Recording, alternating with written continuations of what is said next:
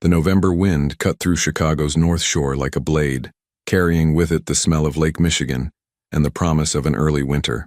Inside the Cole mansion, however, warmth radiated from every corner. Crystal chandeliers cast golden light across marble floors, and the murmur of conversation mixed with classical music, floating from a string quartet positioned near the grand staircase. Emily Carter moved through the crowd with practiced invisibility, her black uniform crisp and her dark hair pulled back in a neat bun. At 23, she had mastered the art of being present without being seen, a skill essential for anyone working in Nathan Cole's world. She refilled champagne glasses, removed empty plates, and kept her eyes down, though she saw everything. "More champagne here," a woman in a diamond necklace called out, barely glancing at Emily. "Of course, ma'am."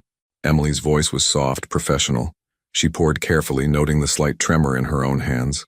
Tonight felt different. The air held a tension she couldn't name, like the moment before a thunderstorm breaks. Across the room, Nathan Cole held court near the fireplace. At 39, he commanded attention without effort. Tall, dark-suited, his presence filling whatever space he occupied. People gravitated toward him, eager for his approval, fearful of his disapproval. He ran legitimate businesses on paper: construction, real estate, import-export. But Emily knew, as everyone in this room knew, that Nathan Cole's real power came from what happened in the shadows. She had worked in his household for 6 months, just another face among the staff. She needed this job, needed the money, needed to be close to this world for reasons she kept buried deep in her chest. Every day she walked through these halls, she reminded herself why she was here, what she needed to understand. Emily, Mrs. Chen, the head housekeeper, appeared at her elbow.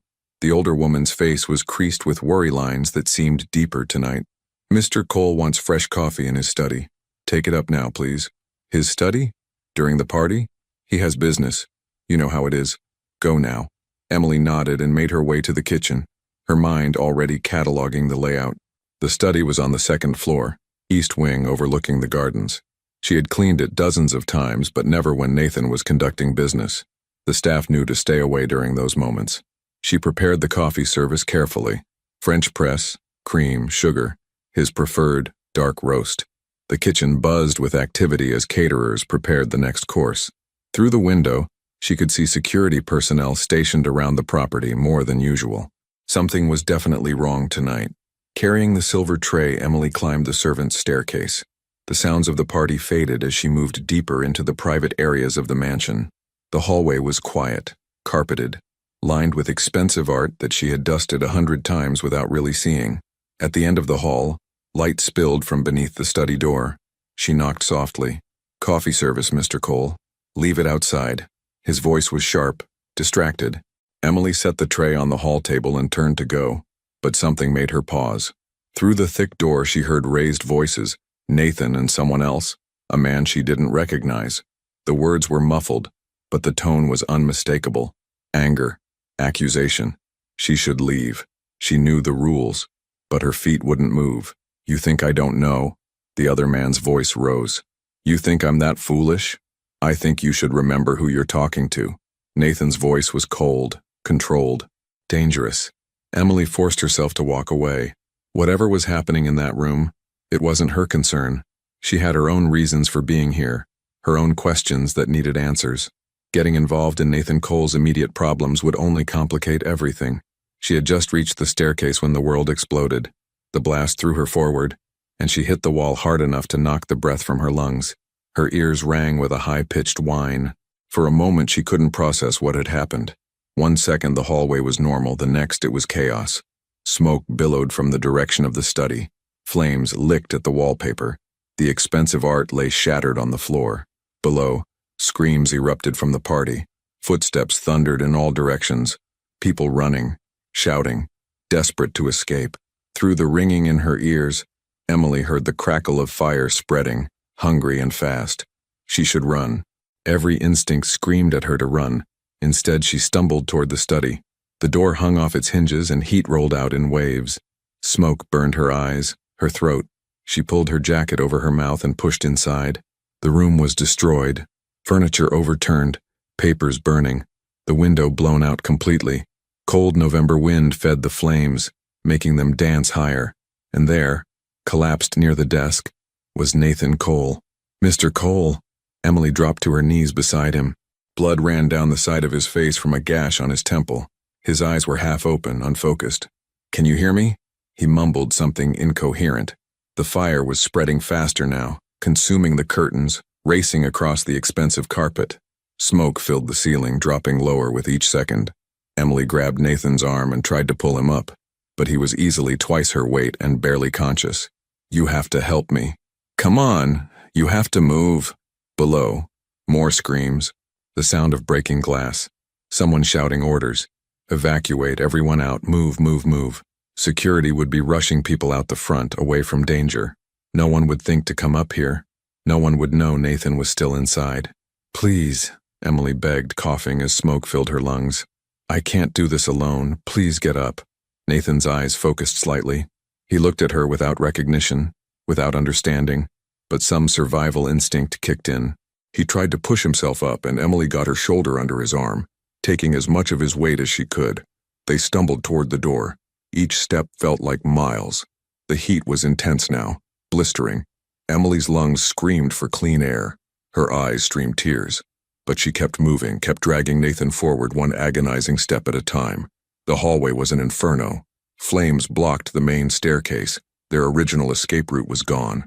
Emily's mind raced. The servants' stairs. They had to reach the servants' stairs. "This way," she gasped, half dragging, half carrying Nathan in the opposite direction. He was more alert now, moving his feet, but still leaning heavily on her. Blood from his wound dripped onto her shoulder. The servants' staircase was narrower, darker, filling with smoke but not yet consumed by flames. Emily guided Nathan down, one step at a time. Her legs shook with exhaustion. Her shoulder burned where Nathan's weight pressed down, but she kept going. Halfway down, Nathan stumbled and they both nearly fell. Emily caught herself against the wall, her palm burning against the hot surface. Almost there, just a little farther. They burst into the kitchen, and the change was startling. Less smoke here, cooler air flowing in from the open back door where staff had evacuated. Emily guided Nathan through, out into the cold November night. The back lawn was chaos. Staff members huddled in groups, some crying, others just staring at the burning mansion in shock. In the distance, sirens wailed. Red and blue lights flickered at the end of the long driveway. Emily lowered Nathan onto the grass, away from the building. She collapsed beside him, gasping for air, coughing violently. Her throat felt raw, stripped. Everything hurt. "Emily." Mrs. Chen appeared, her face pale with horror. "What were you, how did you—" "He was in the study," Emily managed between coughs. "Someone had to—" "You went back in?" Mrs. Chen stared at her like she'd lost her mind. "You went back into that fire?" Other faces appeared now. Security personnel, finally regrouping. One of them, Marcus, Nathan's head of security, pushed through the crowd. He was a tall man with sharp features and sharper eyes, the kind of person who noticed everything. "Mr. Cole." Marcus dropped to his knees beside Nathan, checking his pulse, examining the wound on his head. Then he looked at Emily, really looked at her, and something flickered in his expression. Surprise. Calculation. "You brought him out?" Emily nodded, not trusting her voice. Everyone else ran. Marcus's voice was flat, stating a fact. "But you went back in." "I heard the blast, I was close, I just—" Emily coughed again, unable to finish. Nathan stirred, his eyes opening more fully. His gaze found Emily, sharp now despite the injury, piercing even in his vulnerable state. He studied her face with an intensity that made her want to look away. "Who are you?" His voice was rough from smoke, but the question was clear. "Emily Carter. I worked in your house, sir." "Why?" The single word held a universe of questions. Emily met his eyes and saw the intelligence there, the suspicion. Nathan Cole hadn't built his empire by trusting people. He would want to know why she'd risked everything to save him, and she didn't have an answer that wouldn't raise more questions. "I don't know," she said finally, honestly. "I just couldn't leave you there." Paramedics arrived, breaking the moment. They surrounded Nathan, checking vital signs, preparing to transport him. Another team approached Emily, but she waved them off. "I'm fine. Just smoke. Help the others." Marcus stood, already on his phone, barking orders. The fire department had arrived in force, hoses trained on the burning mansion. Police cars blocked the driveway. In the distance, news vans gathered like vultures. Emily watched it all from the grass, shivering in the cold wind, her uniform ruined by smoke and ash. Her hands shook. Delayed reaction. Adrenaline fading. What had she done? Why had she done it? She had come to this house for answers about her past, about what had happened to her family 8 years ago. She had come to understand the man who had shaped her life from the shadows. And now, in one impulsive moment of courage or madness, she had saved his life. As paramedics loaded Nathan into an ambulance, he looked back at her one more time. Their eyes met across the chaos, and Emily saw the question still burning there, sharper than any flame. Why would you save me? She didn't have an answer. Not one she could say out loud. Not yet. The ambulance doors closed, and Emily was left on the lawn, surrounded by the wreckage of the night, knowing that everything had changed.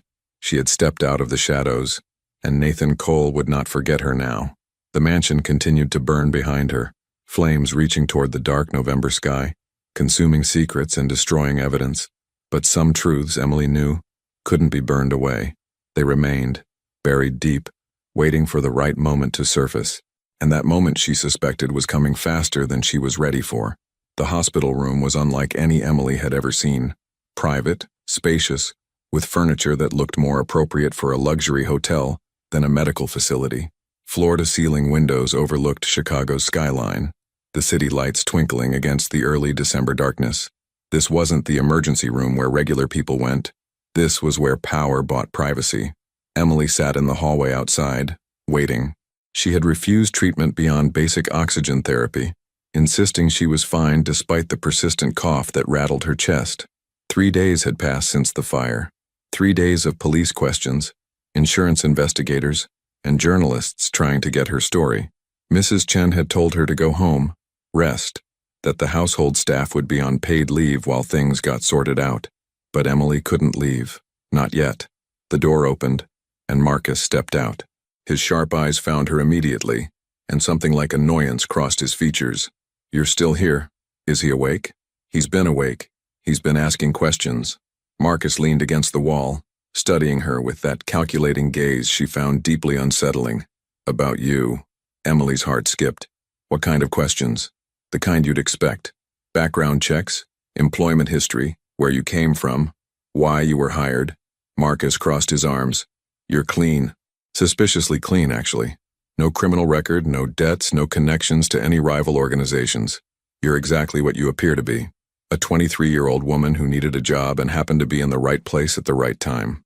Or the wrong place, Emily thought, depending on how you looked at it. He wants to see you," Marcus continued. "Now." Emily stood, smoothing her jeans nervously. She had gone home once to shower and change, trading her ruined uniform for civilian clothes. Without the black dress and apron, she felt exposed, visible in a way she hadn't been for months. Marcus opened the door for her, but didn't follow. Word of advice? Don't lie to him. He'll know. The room was dimmed, afternoon light filtering through partially closed blinds. Nathan sat up in the hospital bed, looking far more alert than she'd expected. A bandage covered the wound on his temple, and monitors beeped softly beside him, but his eyes were clear and sharp as they locked onto her. "Emily Carter." He said her name like he was testing it, tasting it for truth. "Sit." It wasn't a request. Emily took the chair beside the bed, her hands clasped in her lap. "The doctors tell me I'm lucky to be alive," Nathan began, his voice measured. "The blast should have done more harm, but someone pulled me out before the worst of it could reach me." He paused. "That was you?" "Yes, sir." "Don't call me sir. Not after what you did." Nathan shifted slightly, wincing. "I've been in this business a long time, Emily. I've seen loyalty, I've seen betrayal, I've seen people act out of fear or greed or ambition, but I've never seen someone risk their life for no reason. So I'll ask you again, why?" Emily had spent 3 days thinking about this question, preparing an answer that would satisfy him without revealing too much. But sitting here now under the weight of his gaze, the prepared words felt hollow. "I don't know," she said finally. "I heard the blast. I was right there. Everyone was running, and I just thought, someone needs to check. Someone needs to make sure no one's left behind." "Heroic." Nathan's tone made the word sound like an accusation. "Do you know what I do, Emily? The kind of man I am? I've worked in your house for 6 months. I have some idea. Then you know that people don't help men like me out of the goodness of their hearts. They help because they want something, or because they're afraid of what happens if they don't. He leaned forward slightly. So which is it? Neither.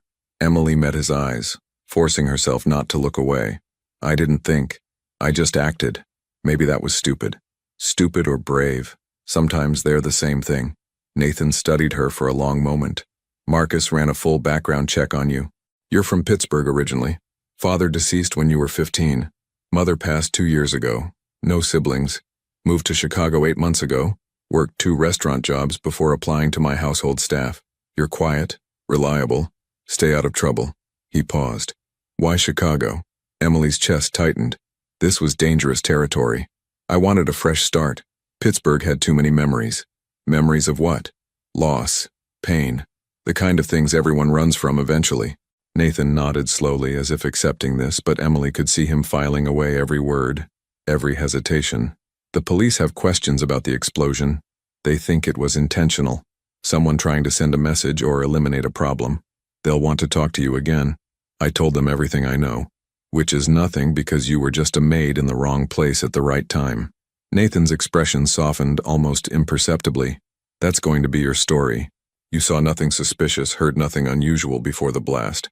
You were delivering coffee and reacted on instinct when the explosion happened. Understand? You want me to lie to the police? I want you to survive this. The people who set that explosion, Emily, they're still out there. And now you're connected to me. You saved my life, which means you've painted a target on your back. The words settled over Emily like ice water. She hadn't thought about that, had been too focused on the immediate aftermath to consider the larger implications. You think they'll come after me? I know they will. It's already started. Nathan gestured to his phone on the bedside table. Marcus intercepted 2 attempts to find out where you live. Someone tried to bribe one of my former staff members for information about you. These aren't idle threats, Emily. These are professionals. Fear crawled up Emily's spine. What do? You accept my protection. You move into a secure location somewhere my people can watch over you. You let me keep you safe until we find whoever did this and handle them. Handle them? Emily's voice was barely a whisper. Nathan's expression hardened. This isn't your world, and I won't drag you deeper into it than necessary. But the reality is simple. You're in danger because of what you did for me. I don't forget debts, Emily. I protect what's mine. I'm not yours. No, Nathan agreed. But I'm responsible for you now, whether you like it or not. Emily wanted to argue, to insist she could take care of herself, return to her small apartment in Pilsen and resume her quiet life. But she wasn't naive. She had seen enough in 6 months working for Nathan Cole to know how his world operated. Threats weren't empty. Danger was real. And if she went home, she would be vulnerable. How long? She asked. Until it's safe. Could be weeks. Could be longer.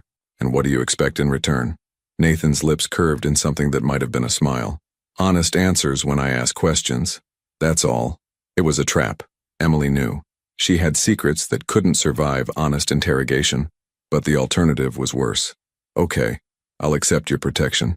Good. Nathan reached for his phone, typing quickly. Marcus will take you to a secure apartment downtown. It's comfortable, private, well-guarded. You'll have everything you need. Try not to leave without letting someone know. Try not to trust anyone you don't have to. Including you? This time Nathan did smile, though it didn't reach his eyes. Especially me. The apartment was in a high-rise near Millennium Park, the kind of building with doormen and security cameras and neighbors who minded their own business. Emily's new home was on the 23rd floor. 2 bedrooms, modern kitchen, living room with windows overlooking the city. It was beautiful and impersonal, like a very expensive cage. Marcus had driven her there himself, barely speaking during the 20-minute ride. He'd given her a phone, new, secure, with only 2 numbers programmed in, his and Nathan's. Use this. Don't use your old phone. Don't contact anyone from your previous life until we say it's safe. Previous life. As if the past 8 months had been erased in one explosive moment. Emily stood at the window now, watching Chicago shimmer in the winter twilight. Snow had started to fall, soft and steady, coating the city in white. Somewhere out there, people were going about their normal lives, working, loving, surviving, without the weight of secrets pressing down on them. She had come to Chicago with a purpose. 8 years ago, her father had disappeared. The official story was that he'd abandoned the family, run off with debts he couldn't pay and problems he couldn't solve. But Emily had never believed it. She'd spent years searching for answers, following thin leads and dead ends, until finally she'd found a connection. Her father had worked for Nathan Cole, and then he'd vanished. Emily had taken the job in Nathan's household to get close, to find evidence, to understand what had happened. She'd imagined confronting him eventually, demanding truth. She had never imagined saving his life. Her phone buzzed. The new one. A text from an unknown number, though she suspected who it was. "How's the apartment?" Emily typed back. "Comfortable, thank you." The response came quickly. "Get some rest, we'll talk more tomorrow." She set the phone down and moved to the bedroom, exhaustion finally catching up with her. The events of the past 3 days crashed over her in waves. The explosion, the fire, the impossible decision to run toward danger instead of away from it. Why had she done it? The question haunted her. She could tell herself it was instinct, heroism, basic human decency. But deep down, Emily knew the truth was more complicated. She had saved Nathan Cole because she needed him alive. She needed answers that only he could provide. And now, trapped in this beautiful apartment under his protection, she was closer to those answers than ever. But at what cost? Emily lay in the unfamiliar bed, watching snow fall past the window, and wondered if she'd made a terrible mistake. She'd thought she could control this situation, maintain distance while gathering information, but that distance was gone now. She was entangled in Nathan Cole's world in ways she couldn't have predicted. And the worst part? She wasn't sure she wanted to escape anymore. Sleep came eventually, fitful and filled with dreams of fire and smoke and sharp eyes that saw too much. When Emily woke, dawn was breaking over Chicago, painting the sky in shades of pink and gold. A new day, a new reality. Her phone showed 3 missed calls from Marcus and 1 text from Nathan. Breakfast meeting, 9 a.m., be ready. Emily showered and dressed carefully, choosing clothes that were professional but not too formal. When she emerged from the bedroom, she found Marcus already in the living room, holding a coffee and looking impatient. "Mr. Cole wants to meet at his temporary office. We need to leave in 10 minutes. Temporary office? The mansion is under investigation. He's set up elsewhere until things are resolved." Marcus handed her the coffee, black, which she didn't usually take, but she accepted it anyway. "He has questions. Be prepared. I thought we covered everything yesterday." Yesterday was courtesy. Today is business. Marcus's expression was unreadable. "He likes you, Emily. He respects what you did. But don't mistake that for trust. Nathan Cole doesn't trust anyone. He can't afford to." The warning was clear. Emily nodded, drinking the bitter coffee, preparing herself for whatever came next. She had wanted to get close to Nathan Cole to understand the man who had shaped her life from the shadows. Now she had her chance. But as the elevator descended toward the lobby and the winter morning waiting beyond, Emily couldn't shake the feeling that she was falling, deeper into a world she didn't understand, toward answers that might destroy everything she thought she knew. The truth was coming. She had saved Nathan Cole's life to find it. Now she just had to survive what came after. The temporary office was a penthouse suite in the Loop, all glass and steel with views that stretched across the Chicago skyline to Lake Michigan beyond. Emily had expected something darker, more secretive, but Nathan Cole's workspace was surprisingly corporate. Mahogany desk, leather chairs, shelves lined with legitimate business documentation. If you didn't know better, you'd think he was just another successful entrepreneur. Nathan stood at the window when Marcus escorted her in, his silhouette sharp against the morning light. He'd been released from the hospital 2 days ago, and though he moved carefully, the bandage on his temple was smaller now, barely visible beneath his dark hair. "Emily, thank you for coming." He gestured to a chair across from his desk. "Coffee? Something to eat?" "I'm fine, thank you." Nathan settled into his own chair, studying her with that penetrating gaze she was beginning to recognize. "How are you adjusting to the apartment?" "It's very nice. More than I need. But not what you want." It wasn't a question. Nathan leaned back slightly. "You want to go home, back to your life, pretend none of this happened? Unfortunately, that's not an option yet. Have you found who was responsible?" "We're getting closer. The investigation revealed some interesting details." Nathan pulled a folder from his desk drawer, opening it carefully. "The explosive device was sophisticated, planted in my study sometime during the party. Security footage shows nothing. Whoever did it knew our blind spots. But we did find something. A partial fingerprint on a fragment of the timer mechanism." Emily's pulse quickened. "Do you know whose?" "We're running it through various databases. It takes time." Nathan closed the folder. "But that's not why I asked you here. I want to talk about you, Emily. About your father." The words hit like a physical blow. Emily's carefully maintained composure cracked. "What about my father?" Thomas Carter. Worked in logistics and transport in Pittsburgh. Disappeared 8 years ago when you were 15, leaving behind a wife and daughter with significant debts. Nathan's voice was matter of fact, but his eyes watched her closely. The official story was that he ran away, couldn't handle his responsibilities. But you never believed that, did you? Emily's hands clenched in her lap. How do you know about my father? Because I make it my business to know about people who work for me, especially people who risk their lives to save mine. Nathan leaned forward. Your father didn't run away, Emily. He worked for me. Briefly. 8 years ago. The room tilted. Emily had suspected this, had spent months trying to confirm it, but hearing Nathan say it out loud made it real in a way that research never could. What happened to him? He was involved in a transport operation that went wrong. Very wrong. Several people were hurt. Others lost substantial investments. Your father was responsible, whether through incompetence or intention, we never determined which. Nathan paused. He disappeared before anyone could question him properly. You're lying. Emily's voice shook. My father wasn't incompetent, he wouldn't have just run away. I'm telling you what I know. What everyone in my organization believed at the time. Nathan's expression remained neutral. But you don't believe it either. That's why you came to Chicago. That's why you applied to work in my house. You were looking for answers. Emily stood abruptly, her chair scraping against the floor. You knew? This whole time? You knew who I was? I didn't know until after the fire. Marcus's background check was thorough, but the connection to your father, that took deeper digging. The name Carter is common enough, but once I started looking specifically, the pieces came together. Nathan stood as well, moving around the desk. Sit down, Emily, please. We need to talk about this. Why should I believe anything you say? You're the reason my father is gone. You're the reason my mother spent years struggling, dying with debts she couldn't pay, wondering what she did wrong to make her husband leave. You're right to be angry, but I'm not your enemy here. I didn't make your father disappear, Emily. I wanted answers as much as you do. Emily remained standing, trembling with 8 years of suppressed rage and grief. What really happened? Nathan sighed, a sound that carried unexpected weight. Your father was transporting goods for me. Legal goods, actually, though connected to less legal business partners. The shipment was intercepted, not by police, by rivals.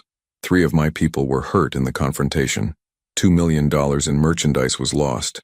Your father was driving the truck, but he wasn't there when we found it abandoned. We assumed he'd been taken, or had run, or was involved in setting up the ambush. We never found out which. You looked for him? For a while. But resources are finite, and your father wasn't the only problem I was dealing with at the time. Eventually the search stopped. He became another mystery, another casualty of business. Nathan's voice softened slightly. I'm sorry, Emily. I know that's not enough, but I am. Emily sank back into the chair, her legs suddenly weak. 8 years of questions, and this was the answer? Her father had been involved in something that went wrong and then vanished, leaving nothing but speculation and pain. I don't understand. If you knew this might happen, why did you involve him? Why put him in danger? Your father came to me. He needed money. Your mother's medical bills, I believe. Early stages of the illness that eventually took her. He was desperate, willing to take risks for the right price. I gave him an opportunity. The job should have been routine. Nathan returned to his chair. I've thought about that night many times over the years. What I could have done differently. What signs I might have missed. You expect me to believe you feel guilty? I expect you to believe I'm human enough to recognize when my decisions have consequences. Your father's disappearance, your mother's suffering, your life turned upside down. Yes, Emily, I carry that. I carry all of it. The admission hung in the air between them. Emily searched Nathan's face for deception, for manipulation, but found only weary honesty. It didn't erase her anger, but it complicated it in ways she hadn't anticipated. Why are you telling me this now? Because you saved my life. Because you deserve the truth, and because— Nathan hesitated, a rare moment of uncertainty. Because I think your father's disappearance and the explosion at my mansion might be connected. Emily's breath caught. What? How? The fingerprint we found on the timer mechanism. We got a match this morning. Nathan pulled another document from the folder, sliding it across the desk. It belongs to a man named David Chen. He worked for me 8 years ago. He was part of the transport operation the night your father disappeared. Emily stared at the document. A personnel file with a photo of a middle-aged Asian man, stern-faced and unremarkable. I don't understand. Why would he target you now? Because he blames me for what happened that night. 3 people were hurt in that ambush. David's brother was one of them. He survived but was permanently injured, unable to work. David left my organization shortly after, disappeared into the criminal underground. We'd heard rumors over the years that he was working with various rival groups, but nothing concrete. And now he's trying to eliminate you? It appears so. But there's more. Nathan leaned forward. David Chen was the last person to see your father alive. He was in the truck when it was abandoned. If anyone knows what really happened that night, it's him. The revelation struck Emily like lightning. After 8 years of dead ends and unanswered questions, she was suddenly one person away from the truth. Where is he? We're looking. David is experienced at staying hidden, but the explosion was bold, reckless. He made mistakes we can exploit. Nathan's expression hardened. When we find him, I'll make sure you get your answers, Emily. That's a promise. Why would you do that for me? Because you saved my life. Because this situation is partially my responsibility. And because Nathan paused again, seeming to choose his words carefully. Because I understand what it's like to live without answers. To have the past consume you until there's nothing else. For the first time since entering the office, Emily really looked at Nathan Cole, not as the powerful, dangerous man whose world she'd infiltrated, but as a person carrying his own burdens. There was something in his eyes, a shadow of old pain that matched her own. What happened to you? She asked quietly. That's a story for another time. Nathan stood, moving back to the window. Snow had started falling again, dusting the city in white. For now, we focus on finding David Chen and getting you the answers you deserve. But Emily, I need you to understand something. When we find him, the truth might not be what you hope for. Your father might have been a victim, or he might have been complicit. Are you prepared for either possibility? Emily joined him at the window, watching snow swirl between skyscrapers. I've spent 8 years imagining every scenario. Whatever the truth is, I need to know it. I need to stop wondering, even if it destroys the memory you have of him. My memory is already destroyed. At least the truth would give me something solid to stand on. Nathan nodded slowly. Then we have an agreement. I help you find out what happened to your father. In return, you continue to trust me. Stay under my protection and let me do what's necessary to keep you safe. What's necessary meaning what? Meaning that when we find David Chen, there will be a confrontation. It won't be pleasant. I need to know you can handle that. Emily met his eyes steadily. I've been handling unpleasant truths my whole life. I think I can manage one more. The days that followed took on a strange rhythm. Emily remained in the secure apartment, but Nathan visited regularly, often bringing case files and information about the investigation. They would sit at her dining table, spreading documents across the surface, piecing together the puzzle of that night 8 years ago. Emily learned that her father had been recruited specifically because he had no previous connections to Nathan's organization, a fresh face that rival groups wouldn't recognize. The transport route had been carefully planned, avoiding known danger zones. But someone had leaked information. The ambush had been too precise, too well-timed to be coincidental. David Chen was inside the truck when it was hit, Nathan explained one evening, pointing to a map. He managed to escape during the confusion. He said your father panicked, ran in the opposite direction. By the time David got to safety and could call for help, your father was gone. The truck was empty. No body, no blood, no signs of struggle. Just gone. David could be lying. He could have done something to my father and blamed the ambush. Possible. That's why we need to find him and ask the right questions. Nathan's phone buzzed, and he glanced at it, his expression shifting. Marcus just sent a lead. Security footage from a warehouse on the south side shows someone matching David's description. We're moving on it tonight. Emily stood immediately. I'm coming with you. Absolutely not. This could be dangerous. It's about my father. I have a right to be there. Nathan studied her for a long moment. If you come, you stay in the car with Marcus. You don't get involved in the confrontation. Those are my conditions. Fine. I mean it, Emily. This isn't a negotiation. David Chen is desperate and dangerous. I won't risk you getting hurt. The concern in his voice surprised her. Over the past weeks, their relationship had evolved from employer-employee to something more complex. Not quite friendship, not quite partnership, but a connection built on shared purpose and reluctant trust. I understand, Emily said. I'll stay with Marcus, but I need to be there. Please. Nathan nodded. Get your coat. We leave in 20 minutes. The warehouse was in an industrial area near the river, surrounded by abandoned factories and empty lots.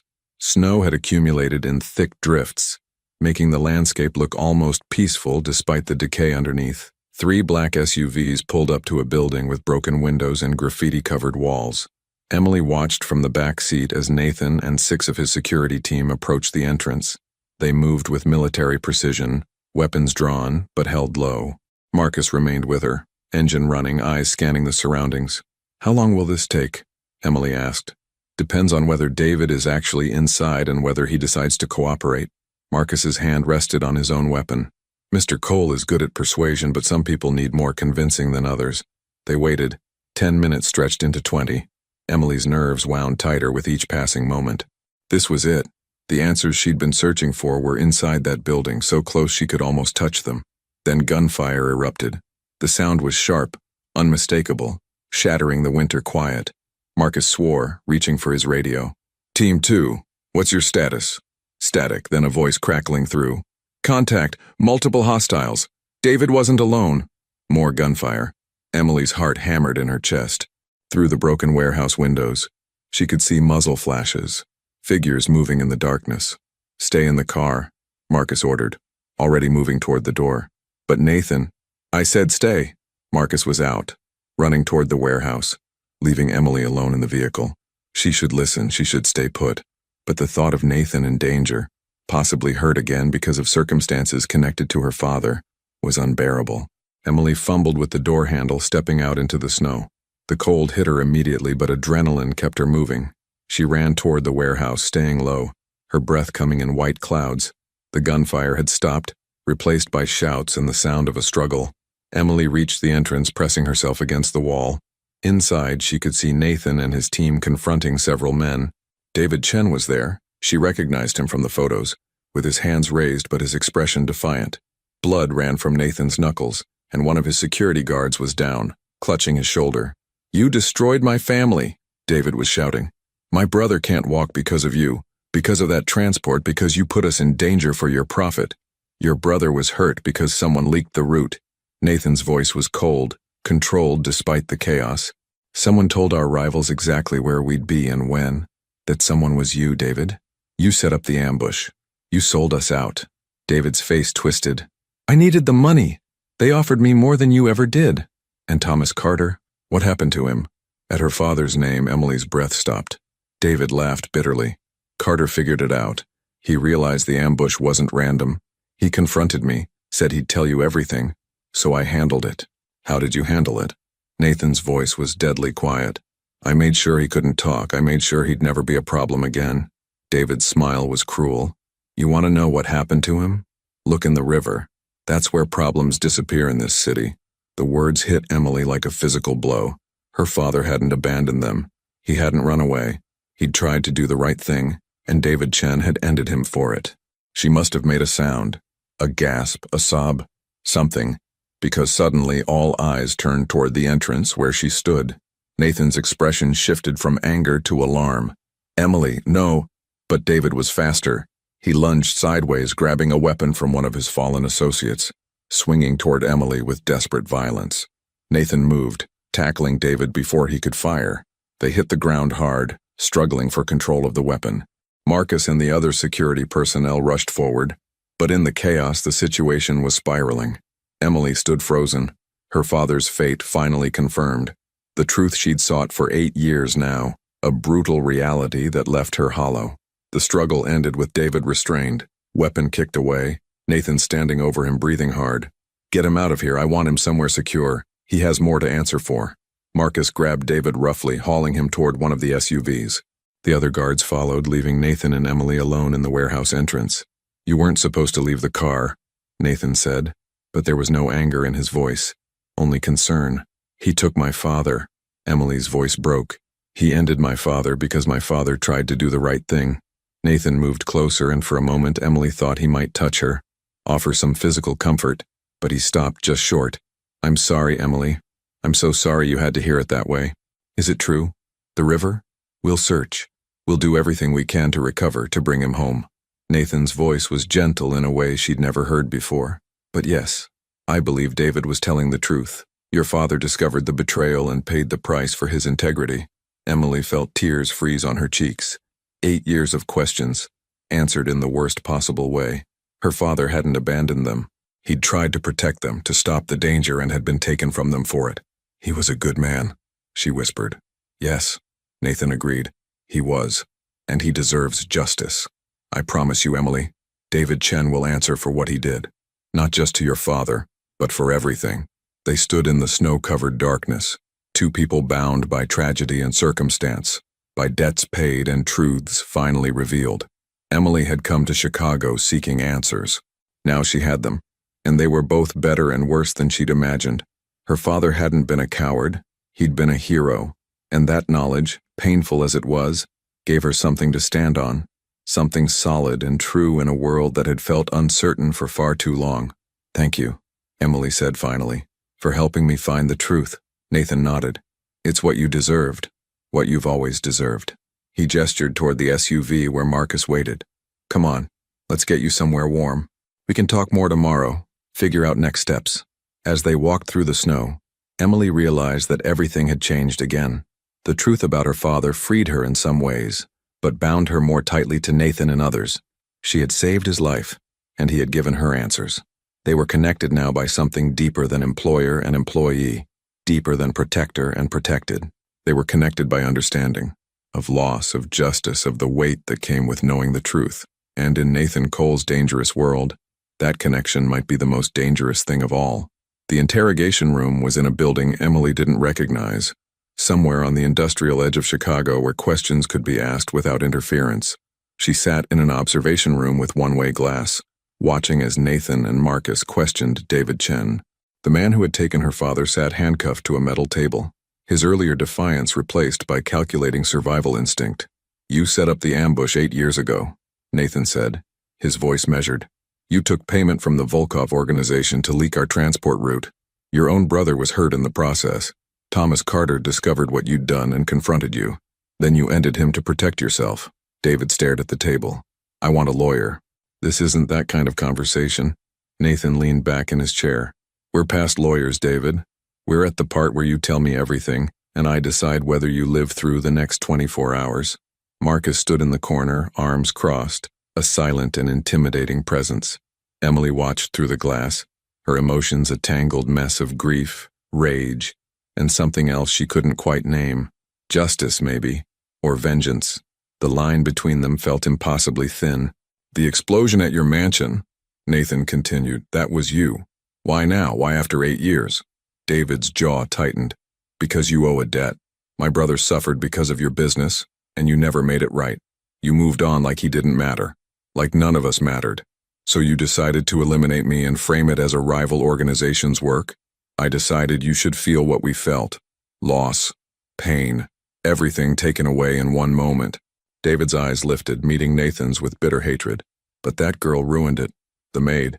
If she hadn't pulled you out, you'd be gone and I'd be free. Emily's hands clenched.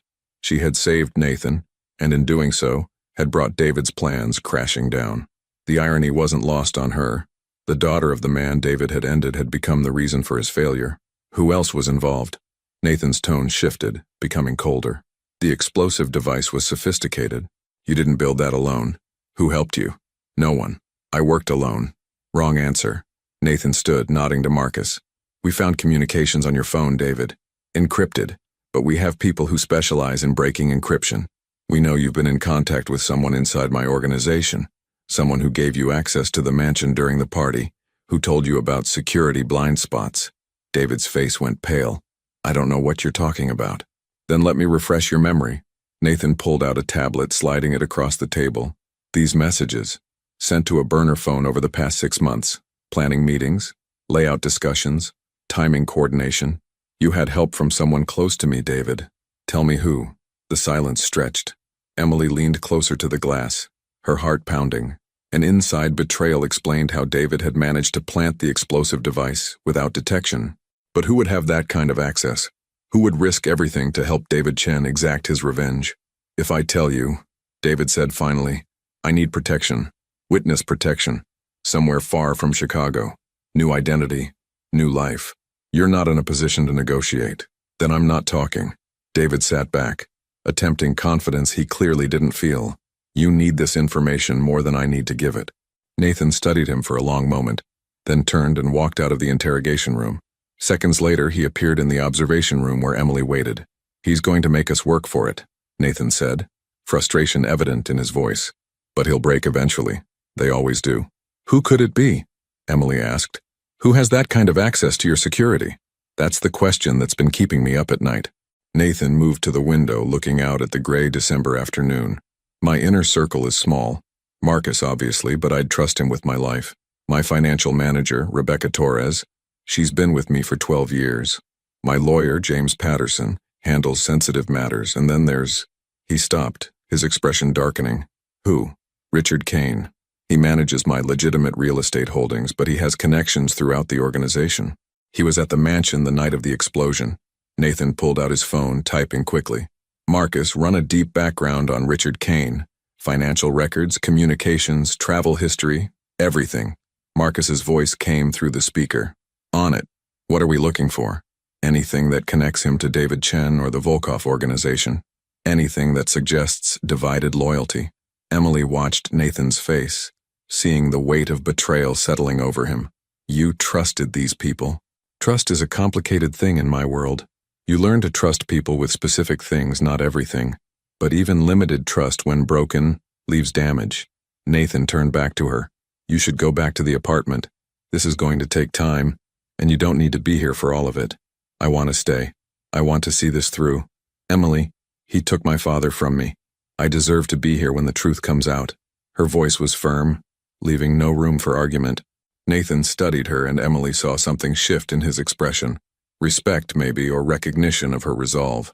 "All right, but stay in this room. No matter what you see or hear in there, you stay here. Understood?" "Understood." 3 hours later, Marcus appeared with information that changed everything.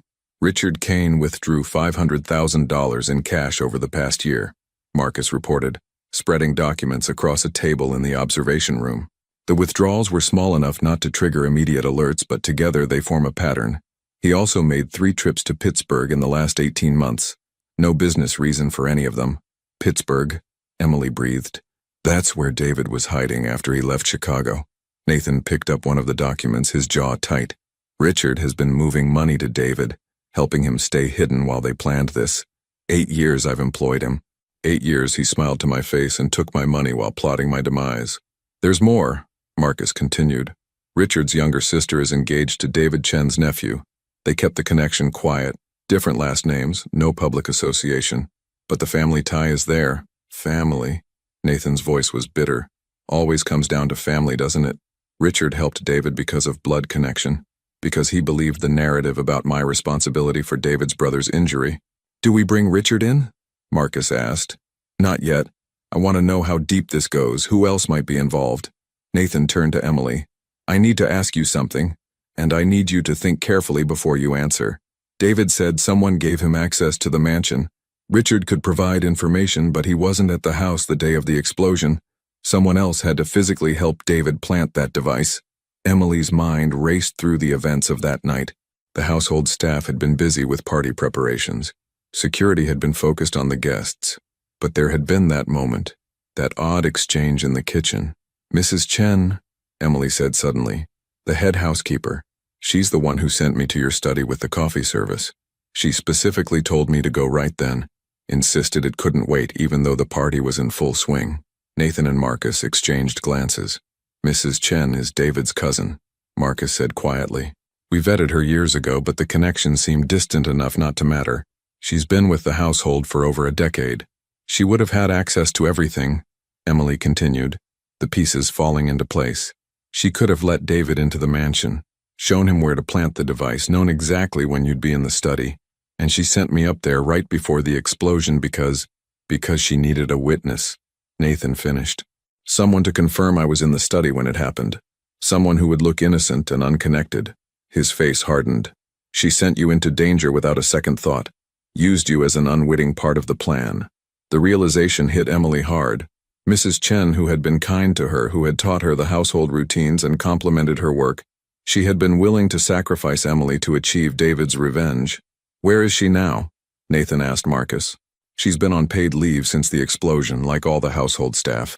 Last known address is an apartment in Bridgeport." Pick her up, quietly. I want her in a room separate from David. They shouldn't know we have both of them." Nathan's voice was cold, controlled fury.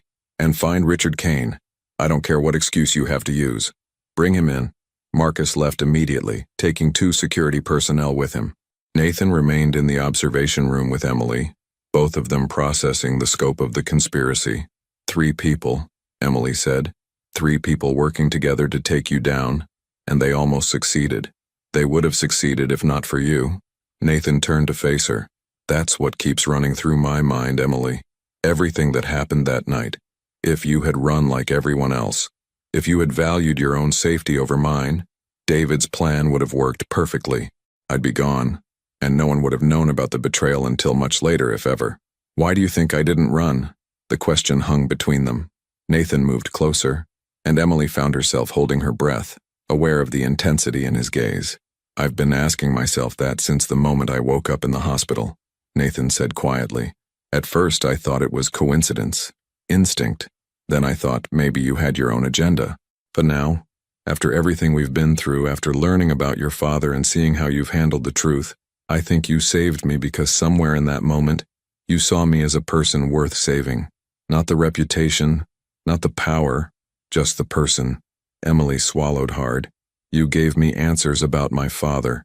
You could have hidden the truth, protected yourself from my anger, but you didn't. You helped me find closure even though it complicated everything between us. We're not so different, you and I. Both shaped by loss, both searching for meaning in a world that took things from us without asking." Nathan's voice softened. "I didn't expect this, Emily. Any of it. But I'm grateful you're here." Before Emily could respond, Marcus's voice crackled through the speaker. "Boss, we have Mrs. Chen. She's asking for a lawyer, but I think she'll talk when she realizes what we know. Richard Kane is being picked up now. Should be here within the hour." "Good. Keep them separated. I'll start with Mrs. Chen." Nathan straightened, the moment of vulnerability passing as he shifted back into the role of leader. "Emily, you should stay here. This is going to get difficult. I can handle difficult. I know you can. That's not what concerns me." Nathan paused at the door. "What concerns me is whether you should have to handle it. You've already endured so much because of my world. This is my choice," Emily said firmly. "I'm staying." The interrogation of Mrs. Chen was brief but devastating. Faced with evidence of her involvement and separated from David's influence, the older woman broke quickly. Yes, she had helped her cousin gain access to the mansion. Yes, she had sent Emily to the study at precisely the time David needed a witness. No, she hadn't considered that Emily might be hurt, or that her actions might result in harm to an innocent person. "David said no one would be injured," Mrs. Chen insisted, tears streaming down her face. "He said it would just be Mr. Cole, that he deserved it for what happened to David's brother, for what happened to Thomas Carter. You knew about my father?" Emily's voice cut through the speaker system before Nathan could stop her. Mrs. Chen looked up at the one-way glass as if she could see Emily behind it. "I knew Thomas tried to expose David's betrayal.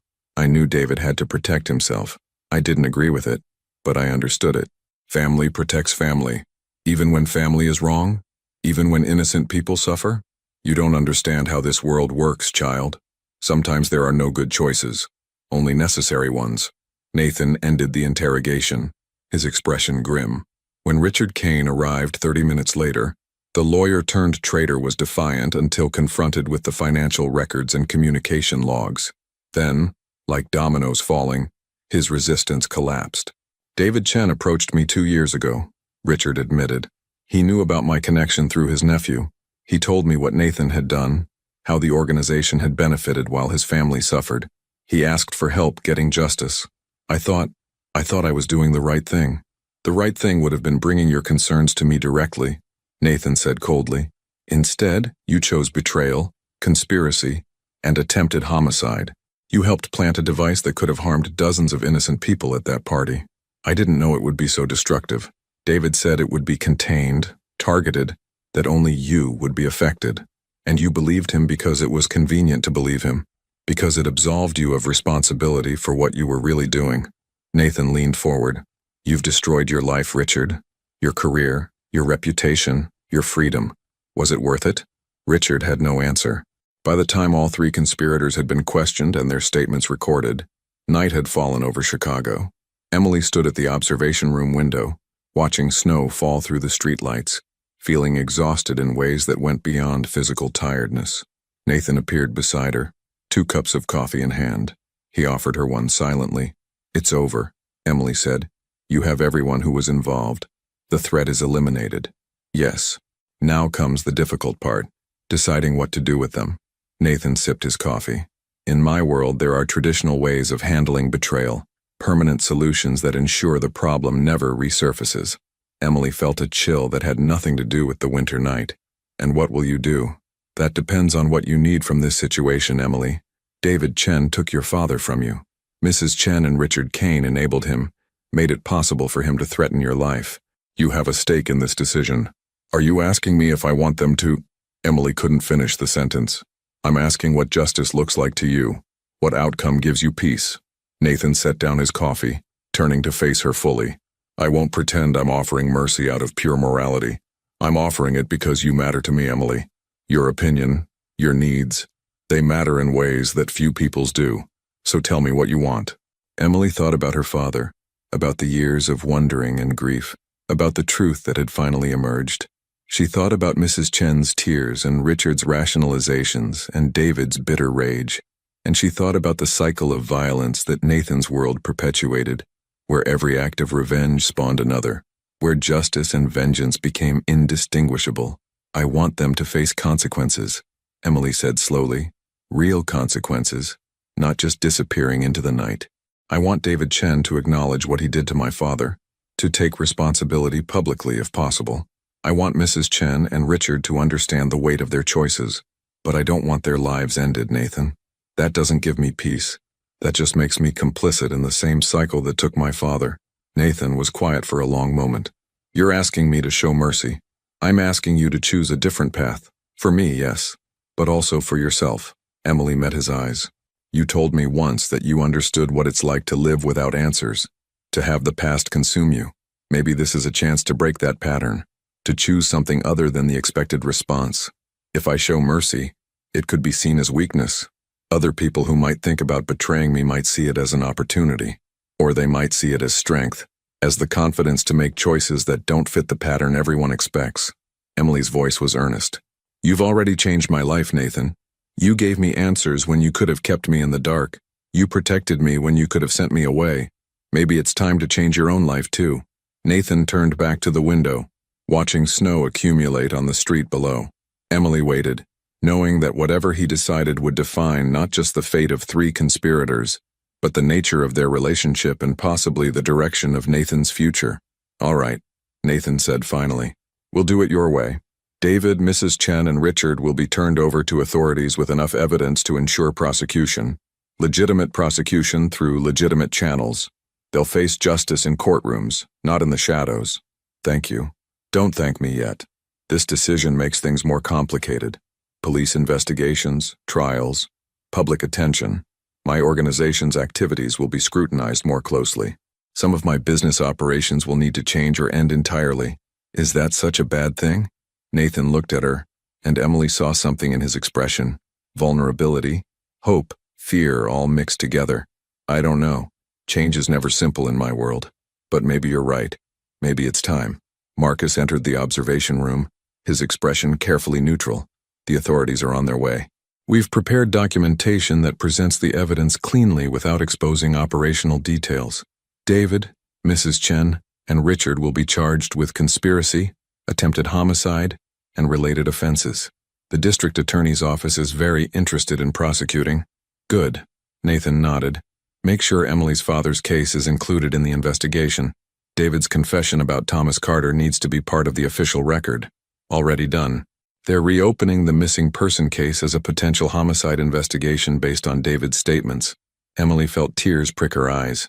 After 8 years, her father's disappearance would finally be taken seriously by the authorities. There might never be a body to bury, never be complete closure, but there would be acknowledgement. There would be truth in the official record. "What about you?" Marcus asked Nathan. "If this goes to trial, you'll be subpoenaed. Your businesses will be examined. Are you prepared for that level of scrutiny?" "I'll handle it. Time to clean house anyway, separate the legitimate operations from everything else. It won't be easy, but..." Nathan glanced at Emily. Maybe it's necessary. After Marcus left to coordinate with the authorities, Emily and Nathan stood together in the observation room, watching through the one-way glass as David Chen sat handcuffed and defeated in the interrogation room. "My father tried to do the right thing," Emily said quietly. "It got him taken from us, but he tried. I think he'd be proud that his daughter chose mercy over revenge. I think he'd be proud of you regardless. You're stronger than most people I've ever met, Emily Carter. Braver too. I learned from him, and from my mother, who kept going even after he was gone. And," Emily hesitated, then continued, "from you. Watching how you've handled this situation, how you've balanced your world with trying to do right by me, it's shown me that people can change, that strength comes in different forms." Nathan reached out, his hand hovering near her shoulder, before withdrawing. "When this is all over, the investigations, the trials, the aftermath, you'll be free to go. Back to your life, anywhere you want. I'll make sure you have resources, protection if needed, recommendations for whatever path you choose." "You're already planning my departure?" "I'm planning your freedom. It's what you came to Chicago for, answers about your father. You have those now. You don't need to stay in my world anymore." Emily turned to face him fully. "What if I want to stay? Not because I need protection, not because I'm searching for answers, but because I choose to." The question hung in the air between them, loaded with implications neither had fully explored. Nathan's expression shifted through surprise, caution, and something else, something that looked like hope. "My world is dangerous, Emily. Even cleaned up, even more legitimate. It's not a simple life. I'm not looking for simple. I'm looking for purpose, for meaning. I thought that meant finding out what happened to my father, but maybe it means more than that. Maybe it means figuring out who I am after the answers, not just before them." Nathan studied her face, searching for certainty. "If you stay things between us, they can't be what they were. You're not my employee anymore. You're not someone under my protection out of obligation. If you stay, it has to be as an equal, as someone who chooses this life with full knowledge of what it means. I understand. Do you? Because once you make this choice, Emily, there's no going back to being invisible. People will know you're connected to me. They'll make assumptions, judgments. Some will try to use you to get to me. Others will resent your influence. It's not an easy path. Neither was growing up after my father disappeared. Neither was watching my mother struggle and fade. Neither was spending 8 years searching for answers that no one else cared about." Emily's voice was steady, certain. "I'm not afraid of difficult paths, Nathan. I'm only afraid of walking away from something real because it might be complicated." For the first time since she'd known him, Nathan Cole smiled, really smiled, not the practiced expression he wore for business, or the cold satisfaction of strategy, but genuine warmth that transformed his face. "Then stay," he said simply. "Stay and help me figure out what comes next. God knows I could use someone who sees clearly, who isn't afraid to push back, who chooses mercy when violence would be easier. I can do that. I know you can. That's why I'm asking." Outside, police vehicles were arriving, red and blue lights flashing against the snow. Inside, 3 people who had conspired to commit violence would face justice through channels that didn't involve retribution or revenge. And in the observation room, 2 people who had been brought together by tragedy and fire stood side by side, watching one chapter close and another begin. Emily had come to Chicago seeking answers about the past. She had found them, along with something she hadn't expected, a future that was uncertain but genuine, complicated but honest, dangerous but real. As Nathan moved to meet with the authorities and Emily prepared to give her statement about the events of the past weeks, she felt her father's presence like a whisper in her heart. He had tried to do the right thing in an impossible situation. Now his daughter would do the same, not by running from complexity but by embracing it, not by choosing safety but by choosing purpose. The truth had set her free. Now she would decide what to do with that freedom. And for the first time in 8 years, Emily Carter knew exactly who she was and what she wanted. She wanted to stay. She wanted to build something new from the ashes of the past. She wanted to see if Nathan Cole could really change his world, and she wanted to help him do it. It wasn't the ending she had imagined when she first came to Chicago. It was better. Spring arrived in Chicago like a promise kept, slowly at first, then all at once. The snow melted, revealing a city that had survived another brutal winter. Trees along Michigan Avenue bloomed with pale green leaves, and Lake Michigan lost its gray winter pallor, turning almost blue under clearer skies. Emily stood on the balcony of her new office, watching the city wake up. 6 months had passed since the night of the explosion, since everything changed. The apartment Nathan had provided was no longer temporary housing. It had become home, and the office where she stood now represented something she'd never imagined for herself, a legitimate role in Nathan Cole's transformed business empire. "You're here early." Nathan's voice came from the doorway. He held 2 cups of coffee, a routine they'd established over the past months. "Couldn't sleep. Too much on my mind." Emily accepted the coffee gratefully. "The trial starts next week." "I know." Nathan joined her on the balcony. "Are you ready?" "As ready as I can be." "Testifying against David, Mrs. Chen, Richard? It's necessary, but it doesn't feel good." "Justice rarely does, it's just necessary." Nathan sipped his coffee, looking out at the skyline. "The district attorney thinks they have strong cases against all 3. David especially. His confession about your father, combined with the evidence from the explosion, should result in significant prison time." Emily nodded, feeling the familiar ache that came whenever she thought about her father. The police investigation had confirmed David's account. Divers had searched the river locations he'd described, though nothing had been recovered. Thomas Carter remained officially missing, but the case was now classified as a probable homicide. It wasn't the closure Emily had hoped for, but it was acknowledgement. It was truth in the official record. "How are you feeling about your testimony?" Emily asked. Nathan's expression tightened. "Complicated. I'll have to discuss aspects of my business operations that I've kept private for years. The prosecutor assured me they're only interested in what's relevant to the conspiracy case. But once you start pulling threads, everything unravels." Over the past 6 months, Nathan had been systematically restructuring his empire. The legitimate businesses, real estate, construction, import-export, were being fully separated from anything questionable. Operations that couldn't be cleaned up were being shut down entirely. It was costly, complicated, and met with resistance from some of his former associates. But Nathan had been resolute. "No more shadows," he'd told Emily one night as they reviewed corporate documents. "If I'm going to build something that lasts, it has to be able to survive daylight." The transformation hadn't been easy. Some people in Nathan's organization had left, unwilling to accept the new direction. Others had tried to undermine the changes, seeing them as weakness. But Nathan had held firm, and gradually a new structure had emerged. Smaller, cleaner, more sustainable. Emily had played a role in that transformation. Her outsider perspective, her ability to see patterns and ask difficult questions had proven valuable. Nathan had offered her a position as a special consultant, handling community relations and ethical oversight for his businesses. It was unprecedented. Someone with no background in his world, no connections to the old power structures given real authority. "People will question why I chose you," Nathan had warned. "They'll assume nepotism or other motivations.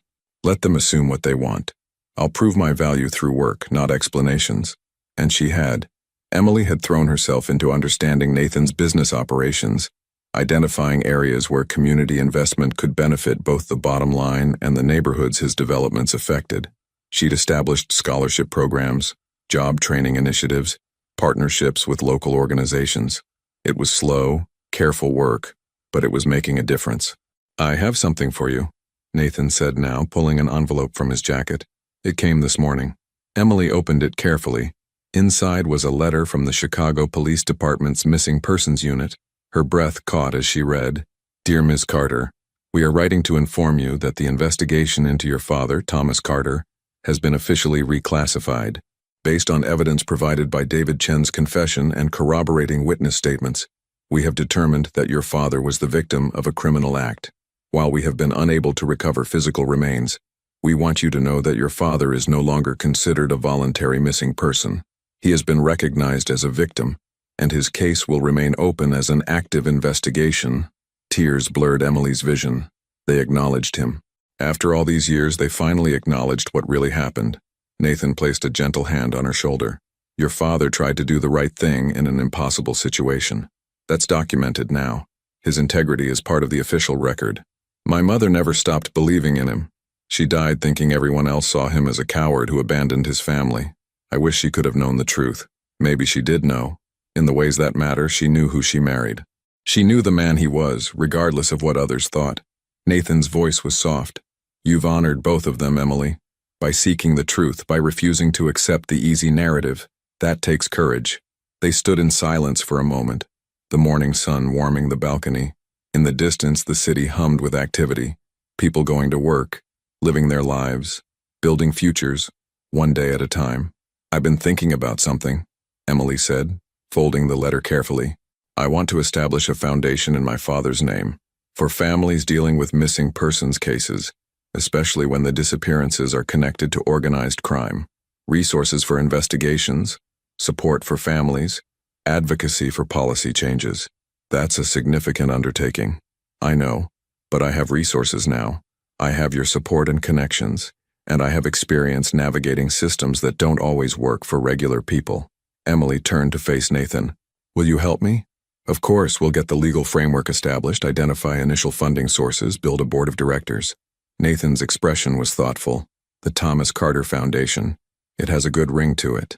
He tried to expose corruption and paid with his life. The least I can do is make sure his name stands for something positive, something that helps others in similar situations. He'd be proud of you, Emily. Not just for this, but for everything. How you've handled the truth, how you've chosen to move forward, how you've refused to let anger consume you." Emily smiled. "I had good examples. My father, who chose integrity even when it was dangerous. My mother, who chose resilience even when it was exhausting. And you," she paused, meeting Nathan's eyes, "who chose change even when it was costly. I had good motivation." Nathan's voice carried warmth she'd come to recognize over the months. "Someone showed me that strength comes in different forms, that mercy isn't weakness, that the future doesn't have to repeat the past." Their relationship had evolved into something neither had anticipated. Not romantic. The power dynamics, the age gap, the complicated history made that inappropriate, but something deeper than simple friendship. They were partners in the truest sense, bound by shared experience and mutual respect. They challenged each other, supported each other, pushed each other to be better. Marcus appeared in the office doorway. "Sorry to interrupt. Nathan, the attorneys need to review your testimony preparation. And Emily, you have a meeting with the Community Development Board in 30 minutes. Real jobs with real schedules," Emily said with a slight smile. "Still getting used to that. Better than the alternative," Nathan replied. "Go handle your meeting. I'll deal with the attorneys. We'll debrief this evening? Dinner at Luigi's? My treat this time. You don't have to. I want to. You've done enough for me. Let me return the favor occasionally." After Emily left for her meeting, Nathan remained on the balcony, thinking about the past 6 months and the journey that had brought them here. The explosion that should have ended his life had instead transformed it. Emily Carter, the maid who ran toward danger instead of away from it, had become the catalyst for changes he'd never thought possible. The trial would be difficult. There would be questions, scrutiny, judgment. Some of his past actions would be exposed, examined, criticized. But for the first time in his adult life, Nathan wasn't approaching a crisis with violence or intimidation. He was approaching it with honesty, accepting responsibility for his choices while working to build something better. It was terrifying. It was liberating. It was real. 1 week later, the trial began. Emily sat in the courtroom as prosecutors presented evidence against David Chen, Mrs. Chen, and Richard Kane. The proceedings were methodical, clinical, reducing the trauma of that November night to facts and timelines and physical evidence. When Emily took the stand, she told her story clearly. The explosion, the fire, the decision to return for Nathan, the weeks of revelation that followed. Defense attorneys tried to shake her testimony, suggesting ulterior motives or coached responses, but Emily remained steady. "I saved Nathan Cole because someone needed to," she stated firmly. "I stayed in his world afterward because I chose to. No one coerced me. No one manipulated me. I made my own decisions based on my own values." Nathan testified the next day, acknowledging aspects of his business history that made headlines but refusing to deflect responsibility. "I've made choices I regret," he told the court. "I've operated in gray areas of legality and morality, but I'm working to change that, to build businesses that don't require shadows to survive." The trial lasted 3 weeks. In the end, all 3 defendants were found guilty. David Chen received 25 years for conspiracy, attempted homicide, and the newly filed charges related to Thomas Carter's disappearance. Mrs. Chen received 12 years. Richard Kane, who had cooperated more fully with prosecutors, received 8 years. Emily felt no satisfaction watching them sentenced. only a deep sadness for the waste of it all. Her father's life, the years of pain, the cycles of revenge that had nearly claimed Nathan too. But it was over. Finally. Truly over. Summer settled over Chicago with warmth and long daylight hours. The Thomas Carter Foundation officially launched with a ceremony attended by families of missing persons, victim advocates, and several city officials. Emily stood at the podium, looking out at people who understood her journey because they were living their own versions of it. "My father disappeared 8 years ago," she began. "For most of that time, the world treated him as someone who chose to leave, but he didn't choose. He was taken from us because he tried to do the right thing. This foundation exists to ensure that other families don't have to fight alone for truth, for justice, for acknowledgement of their loved one's worth." The crowd applauded. Nathan stood in the back, watching with unmistakable pride. Beside him, Marcus nodded approvingly. This was what transformation looked like. Not erasure of the past, but building something meaningful from its ashes. After the ceremony, Emily and Nathan walked along the lakefront, enjoying the summer evening. Sailboats dotted the water and children played in the park, their laughter carrying on the warm breeze. "You did well today," Nathan said. "Your father would be incredibly proud." "I hope so. I hope wherever he is, whatever happens after, he knows that I found the truth, that I didn't give up on him. He knows. And your mother knows. They're both proud of who you've become." Emily stopped walking, turning to face the lake. The sun was setting, painting the water in shades of gold and orange. "Do you ever think about that night? About how everything would be different if I'd made a different choice?" "Every day. If you'd run, I'd likely be gone. David's plan would have succeeded. Your questions about your father would remain unanswered. And Nathan paused. "I would never have had the chance to become something other than what I was. Do you regret it? The changes, the restructuring, leaving behind the old ways? Sometimes it's harder, less profitable, more complicated. But regret? No." Nathan met her eyes. "You showed me that there are different kinds of strength, different definitions of success. I'm building something now that I'm not ashamed of, that doesn't require constant vigilance against betrayal. That's worth more than any amount of money or power I had before." "What happens now? After all this, the trial, the foundation, the business changes, what comes next?" Nathan smiled. "We keep building. We keep trying to do better than yesterday. We honor the people we've lost by living with integrity they'd recognize." He gestured at the sunset, the city, the vast lake before them. "We live, Emily, fully, honestly, without the weight of unanswered questions holding us back." Emily nodded, feeling something settle in her chest. Peace, perhaps, or acceptance. She had come to Chicago seeking answers about her father's disappearance. She'd found those answers, along with a purpose she'd never anticipated, and connections that had transformed her understanding of strength, justice, and redemption. The fire that should have destroyed Nathan Cole had instead purified both their lives, burning away pretense and forcing truth to the surface. They had emerged from those flames changed, connected by something stronger than the secrets they'd both carried. As they walked back toward the city, the lights beginning to twinkle against the gathering dusk, Emily felt her father's presence like a warm wind at her back, not haunting her anymore, but supporting her. He had tried to do the right thing in an impossible situation. Now his daughter was doing the same, one day at a time, building a life that honored his memory while creating something entirely her own. Everyone had run from the explosion that November night, except the maid who dragged the crime boss from the fire. That choice had changed 2 lives forever, setting them both on paths they never could have imagined. It wasn't the ending either of them had expected. It was better. It was real. It was theirs. And that was enough.